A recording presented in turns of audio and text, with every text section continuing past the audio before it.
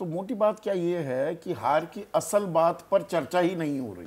बिल्कुल उत्तर प्रदेश, बिल्कुल यही बात है। देखिए, वो कह रहे हैं कि कांग्रेस ने भ्रम फैलाया, तो कांग्रेस ने भ्रम फैलाया तो जिन लोगों को कांग्रेस भ्रमित करना चाहती थी या समाजवादी पार्टी भ्रमित करना चाहती थी, वो भ्रमित क्यों हो गए? वो भ्रमित नहीं हुए। चुनाव के 1.5 साल पहले तक जगदीप धनखड़ के जरिए और उस जैसे दूसरे प्रवक्ताओं के जरिए भारतीय जनता पार्टी संविधान के बुनियादी ढांचे में परिवर्तन करने की मुहिम चला रही थी। वो तर्क बनाया जा रहा था। जगदीप धनखड़ ने कितने बार ये भाषण दिया कि संविधान का बुनियादी ढांचा क्या होता है। जो चुनी हुई संसद है, चुनी हुई जो कार्यपालिका है, उसके काम में विघ्न डालने वाला और उसके रास्ते में अड़ंगे डालने वाला कुछ संविधान में कुछ भी नहीं होना चाहिए। कानून मंत्री तत्कालीन किरण रिजिजू, हाँ, किरण रिजिजू ये बात कहते रहे। जगदीप धनखड़ उपराष्ट्रपति देश के हैं, जो राज्यसभा के सभापति हैं, वो ये बात लगातार कहते रहे। उसके बाद आपके छुटभइये नेताओं ने भी, जो उम्मीदवार थे, उन्होंने भी ये कहना शुरू कर दिया। ज्योति मिर्जा थी, बुहारी, लल्लू सिंह, नहीं, अनंत हेगड़े, ये तो 400 नारे के बाद उन्होंने कही। ये लोग तो 1.5 साल से मुहिम चला रहे थे। तो क्या बाकी सारे वोटर अंधे और बहरे थे जो सुन नहीं रहे थे इस मुहिम को? भाई आखिरकार कहीं ना कहीं तो लोग सुन ही रहे थे। फिर आप ईडब्ल्यूएस कोटा लेके आए, ये संविधान में लिखा हुआ है कि आर्थिक आधार पर आरक्षण देना चाहिए। आपने 1990 में अपने घोषणा पत्र में डाला था, लेकिन वो घोषणा पत्र में जो आपने डाला था वो भी संविधान विरोधी था। तो ये सब पूरा माहौल बना हुआ था कि भारतीय जनता पार्टी संविधान के साथ कुछ गंभीर छेड़छाड़ करने जा रही है। अब जैसे ही विपक्ष ने इसका प्रचार किया और राहुल गांधी संविधान की लाल कवर वाली किताब लेकर निकले मुहिम के ऊपर, वैसे ही लोगों ने पूरी तत्परता से इसके ऊपर विश्वास कर लिया। अब आइए महंगाई बेरोजगारी पे 2 लाइनें और कहूंगा। भारतीय जनता पार्टी की पूरी चुनावी मुहिम के दौरान जितनी भी रणनीति बैठक हुई, उसमें महंगाई बेरोजगारी के मुद्दे पर कभी विचार नहीं हुआ। कभी नहीं उन्होंने विचार किया। उन्होंने माना ही नहीं कि महंगाई बेरोजगारी कोई मुद्दा है।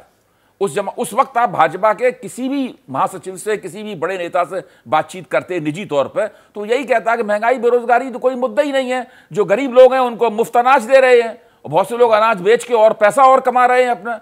तो मोदी जी जो हैं वो बहुत गहराई में जाके सारा काम कर रहे हैं, विपक्षी केवल ऊपर ऊपर तैर रहे हैं। नहीं, पर अब जब सरकार की तरफ से अब 12 जुलाई को संविधान हत्या दिवस के तौर पर अब 25 जून को मनाया जाएगा, तो कोर्स करेक्शन भी दिख रही है क्या? इसमें या कोई पलटवार दिख रहा है आपको? कोई कोर्स करेक्शन नहीं है। ये संविधान हत्या दिवस बिल्कुल हास्यास्पद है। लोग सोच रहे होंगे कि संविधान की हत्या दिवस, संविधान बचाओ दिवस नाम रखते, कुछ तो कम से कम शब्दों का, अभिव्यक्ति का नाम रखने के कुछ कायदे, कुछ जो संहिताएं होती हैं उनका पालन करते। कुछ भी नहीं है, बहुत ही भद्दा और फूल है। मुझे यकीन है कि बीजेपी वाले भी कुछ दिनों बाद इसको दोहराना बंद कर देंगे।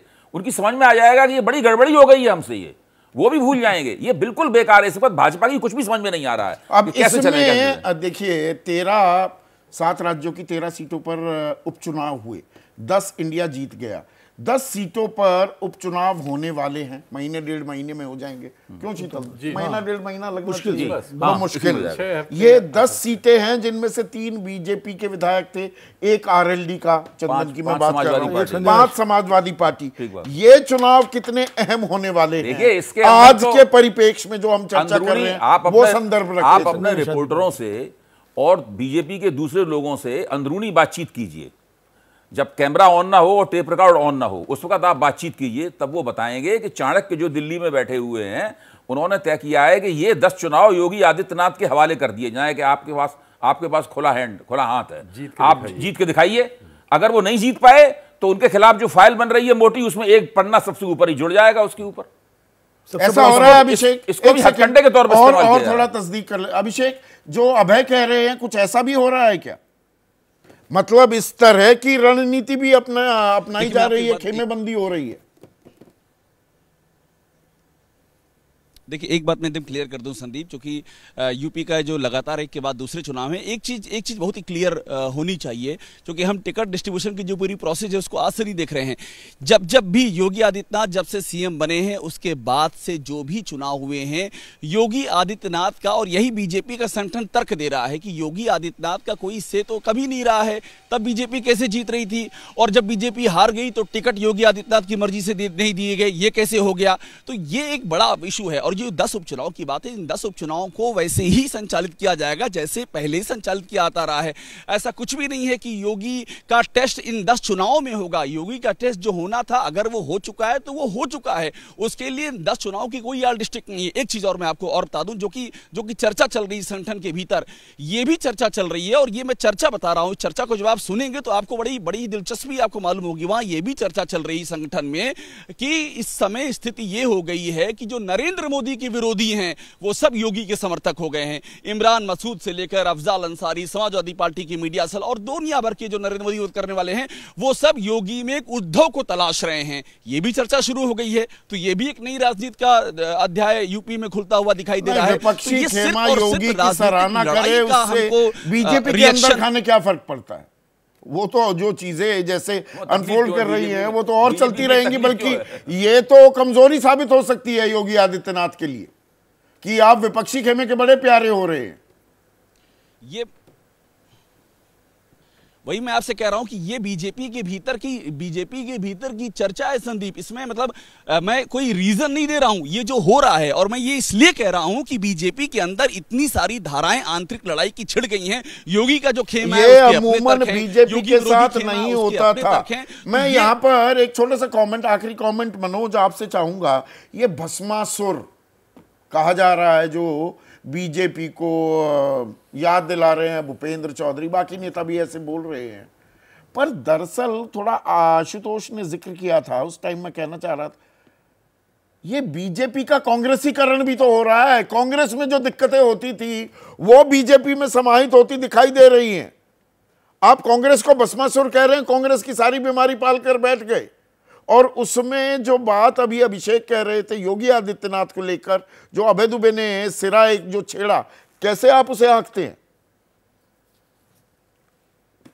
योगी आदित्यनाथ की फाइल तैयार हो रही है, मोटी की जा रही है, तमाम सारी चीजें आ रही हैं, पूरा ठीकरा उन पर फोड़ा जा रहा है। वो सारी चीजें वो क्या कर रहे हैं और ये क्या कर रहे हैं। इससे इतर एक बात कहता हूं, भूपेंद्र चौधरी की फाइल कैसे तैयार की जाएगी?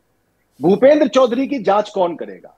जरा जाके जिला अध्यक्षों और वहां के संगठन के जो पदाधिकारी, अब मैं क्या बताऊं, मैं शीतल जी की भाषा में, जो शीतल जी बहुत खुल के बोलते हैं, बोल नहीं पा रहा हूं, लेकिन जिस तरीके से भूपेंद्र चौधरी ने पूरे प्रदेश का संगठन बांटा है, उसकी जांच कौन करेगा?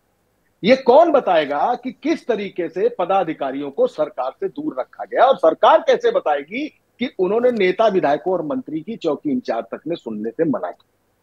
योगी आदित्यनाथ पर को बलि का बकरा मैं नहीं कह सकता, क्योंकि वो सीधे टकराव है।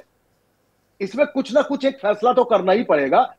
और जब तक, जैसा आशुतोष सर कह रहे थे, जैसा विनोद अग्नोत्री जी कह रहे थे, अभय जी भी कह रहे थे, जब तक नरेंद्र मोदी इंटरवीन नहीं करेंगे अमित शाह और योगी आदित्यनाथ के बीच, तो 10 उपचुनाव तो यूं ही निकल जाएंगे। तो छोड़ दीजिए कौन जीता कौन हारा। तो पिछले चुनाव में उत्तर प्रदेश में बीजेपी सरकार और संगठन में जो तकरार है, ऐसा अमूमन देखने को नहीं मिलता है। बीजेपी जैसी पार्टी में जो चाल चरित्र चेहरे की, संगठन की, अनुशासन पर दुहाई देती है। क्लियर एंड प्रेजेंट डेंजर है क्या, और इम्प्लोड कर सकती है क्या बीजेपी? तो भय, भ्रम या भीतर घात जो खेल हो रहा है उत्तर प्रदेश में बीजेपी में, वो कहां जाकर रुकने वाला है?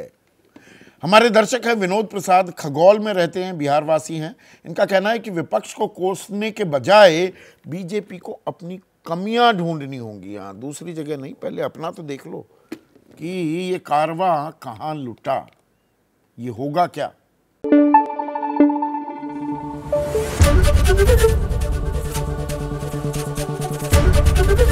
एबीपी न्यूज आपको रखे आगे।